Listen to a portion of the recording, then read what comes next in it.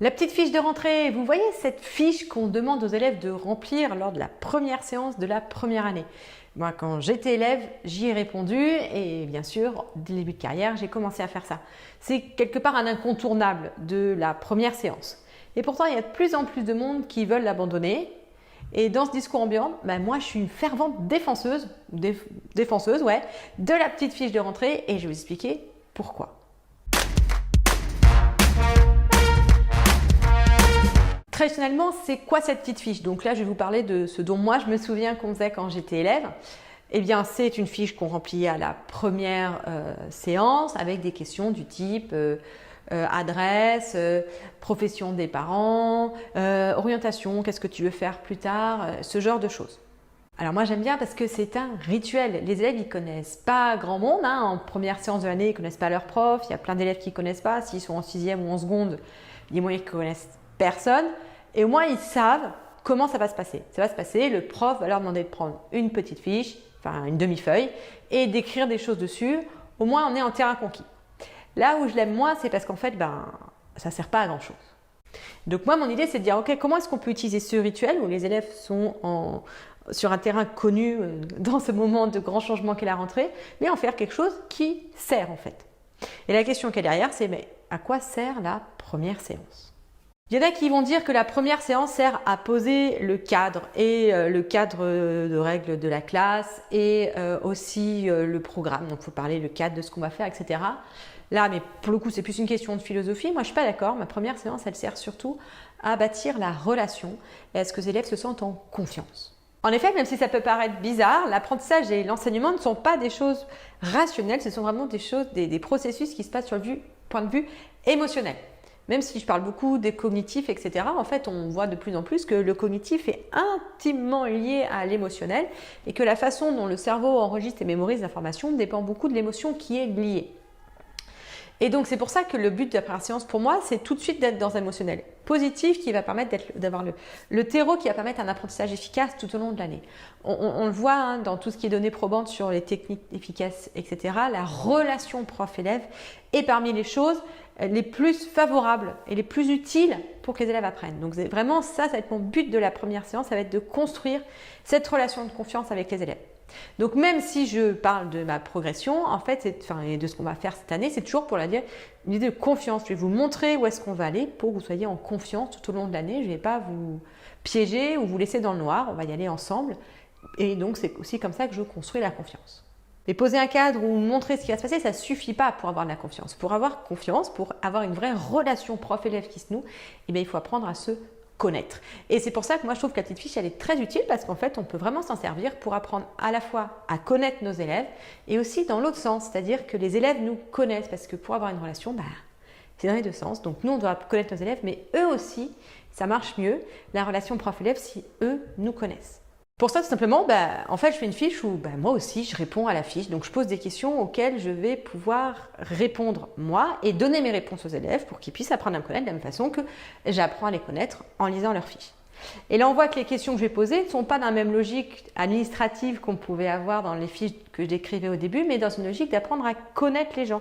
Donc, je vais poser des questions qui vont principalement servir à mieux connaître mes élèves et aussi un petit peu, parce que j'ai un objectif secondaire qui est de commencer à les projeter dans ce qui va se passer dans la classe. Donc, apprendre à se connaître et commencer à se projeter. Et donc, c'est vraiment ça que les questions de la petite fiche vont permettre de faire. Donc, des exemples de questions qui permettent de faire ça. Par exemple, donnez-moi un talent caché, quelque chose que moi, ou que je ne verrais pas que vous sachiez faire dans la classe. Ou donnez-moi les objectifs de votre année. Ok, cette année, si vous aviez 2 objectifs, ce seraient lesquels? Ou quelle note vous visez, quel temps de travail vous aviez l'année dernière, combien de temps de travail hebdomadaire vous visez cette année, des choses comme ça. Je peux aussi m'en servir si j'ai des anciens élèves dans la classe pour demander un petit peu de retour sur ce que j'ai fait l'année dernière. Par exemple, je leur ai posé l'année dernière, quelles sont les 2 choses les plus importantes que vous avez appris en cours d'apprendre à apprendre.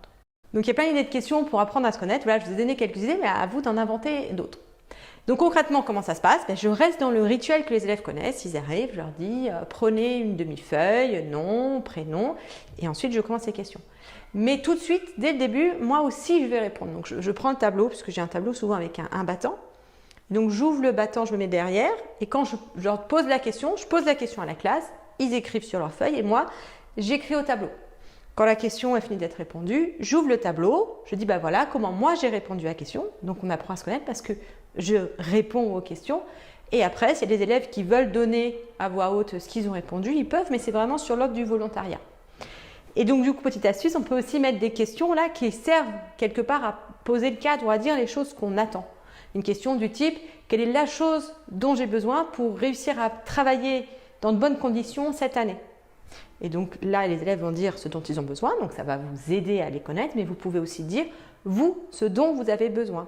Et donc là, ils vont savoir comment faire pour que vous aussi, vous puissiez travailler efficacement. Et donc là, on va pouvoir poser des parties du cadre, même si j'aime pas trop la notion de cadre, mais poser voilà, les choses qui vont faire que les relations vont pouvoir être fluides.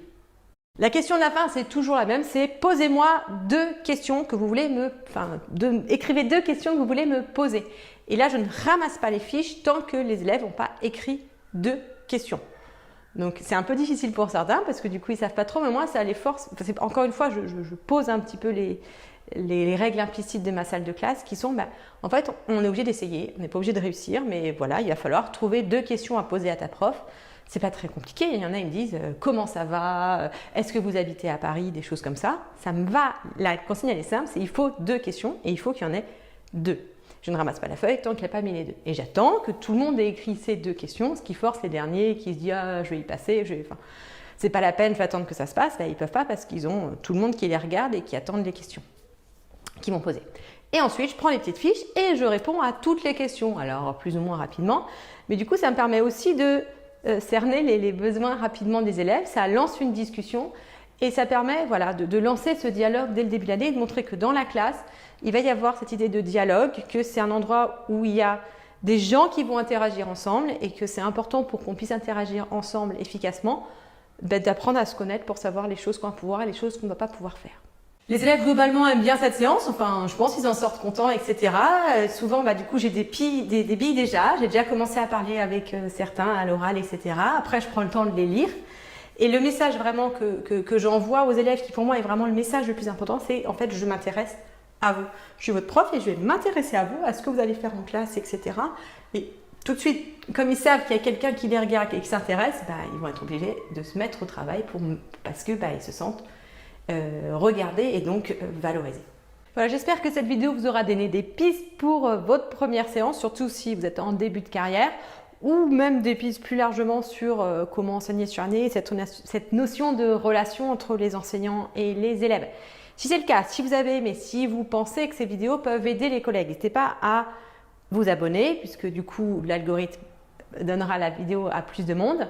Et si vous voulez en savoir plus, par exemple, là j'envoie à ceux qui sont abonnés à la bulle pédagogique, c'est un mail hebdomadaire qui part avec la vidéo et des contenus supplémentaires. Là, si vous êtes abonné à la bulle, vous allez recevoir par mail la liste des questions que moi j'envoie cette année dans ma petite fiche de rentrée. Donc si ça vous intéresse, le lien il est en description, il n'y a qu'à cliquer à vous abonner pour recevoir cette bulle pédagogique. Et moi je vous dis à la semaine prochaine pour une nouvelle vidéo sur les méthodes pédagogiques et ce qu'on peut faire en classe avec les élèves.